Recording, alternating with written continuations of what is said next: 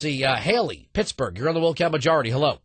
Hey, Andrew. I never thought that we'd have anything in common, but we actually shared some of the same game ideas. I'm truly amazed that we actually have something in common. What, you're shocked I'm not some lizard person who was born out of a pod somewhere? Well, I've never really agreed with anything that you have to say, but, at least we share that in common, that we both took our fair share of risks growing up. But I'm actually a parent of a 5-year-old, and I've called your show before, and I just really enjoy your program. I don't know why, but I do. But I would send my child to that school. That should be your choice. And it is, and that's what I would do. But I don't think that the school is actually giving parents that choice. If they make the decision, if you really want to see democracy in action, why not ask those parents? Because it's tuition-free private school. Okay, but what do you mean by that? Why not ask? This school was set up as a preparatory academy for low-income children. Okay. So if the parents can take their kids out at any time. They're not paying to be there. Okay. And But the fact that they're going to sue and say you have to take this student in, meaning that our little private school here isn't so private after all. Well, I mean, there's a lot of issues that would need to be answered with that. I mean, if that school takes any kind of federal funding, then they probably have. This is speculative here, but Hold on. That's why the Constitution is pretty clear. The federal government has no authority to fund education. Well, I'm trying to avoid our typical constitutional argument here.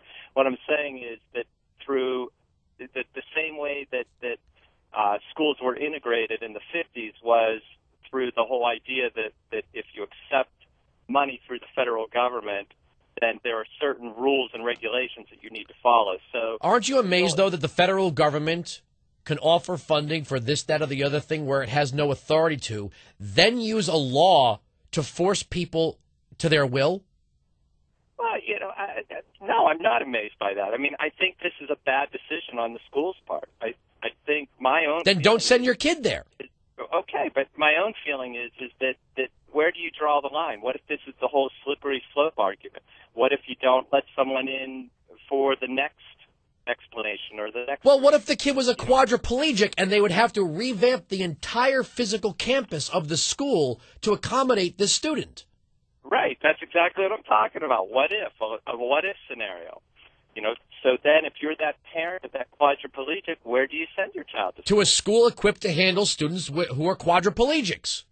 So then they don't necessarily, by that standard, then they don't necessarily have free choice. They don't necessarily have the same rights that are guaranteed through the Constitution of the pursuit of life, liberty, and pursuit of life, liberty, and happiness, not at somebody else's expense.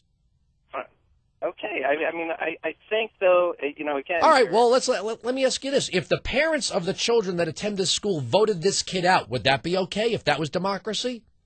No, it wouldn't. Oh, so democracy, we don't like democracy when it produces undesirable results. Well, of course, I don't necessarily agree with that statement. You put words in my mouth. I'm not putting words in your mouth. By what manner does the majority outweigh the minority here? When there's a good explanation. Right. In other words, when democracy produces positive results, you like democracy. When it doesn't, you like the courts.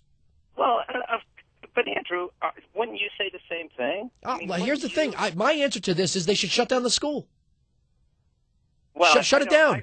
Here's the thing. If they don't bow to the whims of this lawsuit, the government's going to shut the school down, right? Oh, no, they wouldn't do that. They wouldn't. Well, what's the end result of this? It's either you're going to take this kid or we're going to shut you down. I don't think they've made that statement. What is the result of such a lawsuit, sir? When a student is denied admission to this school and the parents hire a lawyer like the AIDS Project, what are the choices left to the school? Take the kid or what's the other one? What's the alternative? Don't know. I don't know. I don't think they could shut the school down simply because of that. Okay, let me put you in this scenario. Let's say I'm a descendant of the Hershey family, and I say to you, you sue me, I'm going to shut down the school. This is no longer worth it to my foundation to run this school anymore. So I hope you're happy. I'm shutting down the school. Well, I suppose they could do that. I think that would be rather misguided. And well, it doesn't matter what you think. If it's my school, I'll shut it down if I want to. Okay. Well, you won. Your one outweighed the majority. You win. Have a nice day. Thank you very much for the call.